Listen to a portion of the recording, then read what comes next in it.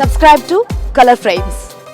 Team India star opener Shikhar Dhawan గురించి ఎంత చెప్పుకున్నా తక్కువే. ఓపెనర్ గా టీమిండియాకు ఎన్నో మర్చిపోలేని విజయాలను అందించాడు. తక్కువ సమయంలోనే ఎంతో పేరు సంపాదించుకున్న శిఖర్ ధావన్ వ్యక్తిగతంగా బాధలను దిగమింగుకుంటూ గడుపుతున్నాడు. పైకి సరదాగా కనిపించే శిఖర్ ధావన్ తన గుండెల్లో ఓ అగ్ని పర్వతాన్ని మోస్తున్నాడు. భార్య నుంచి విడిపోయాక కొడుకును చూడలేక నరకయాతన అనుభవిస్తున్నాడు. తన కుమారుడిని ఎంతలా మిస్ అవుతున్నాడో ఇటీవల తన కొడుకు బర్త్డే రోజు పెట్టిన పోస్ట్ చూస్తే అర్థమవుతుంది. కన్నా నిన్ను చూసి ఏడాదవుతోంది, నా నుండి నిన్ను దూరం చేసేందుకు నన్ను బ్లాక్ చేశారు అంటూ ధావన్ భావోద్వేగంతో పోస్ట్ చేశాడు. ధావన్ పెట్టిన ఈ పోస్ట్ కు చలించిపోయిన బాలీవుడ్ స్టార్ హీరో అక్షయ్ కుమార్ ధావన్ కు అండగా నిలిచాడు. ఒక తండ్రిగా పిల్లల్ని కలుసుకోకుండా దూరంగా ఉంటే ఆ బాధ ఎలా ఉంటుందో తనకు తెలుసన్నాడు అక్షయ్. ధావన్ తన కొడుకును కలుసుకోవాలని కోరుకుంటున్నానని చెప్పాడు. అందుకోసం ప్రార్థిస్తున్నానని, దేవుడు ఆశీస్సులు ధావన్ కు ఉంటాయని తెలిపాడు. 2010లో వన్డేల్లో అరంగేట్రం చేసిన శిఖర్ ధావన్ ఓపెనర్ గా రోహిత్ తో కలిసి అనేక రికార్డులు కొల్లగొట్టాడు. 2013 ఛాంపియన్స్ ట్రోఫీతో అతని అదృష్టం మారిపోయింది. అప్పటి నుంచి 7 ఏళ్ల పాటు టీమిండియా తరపున అద్భుత ప్రదర్శన చేశాడు. 167 వన్డేల్లో 17 సెంచరీలతో సహా 45 సగటుతో 6,793 పరుగులు చేశాడు.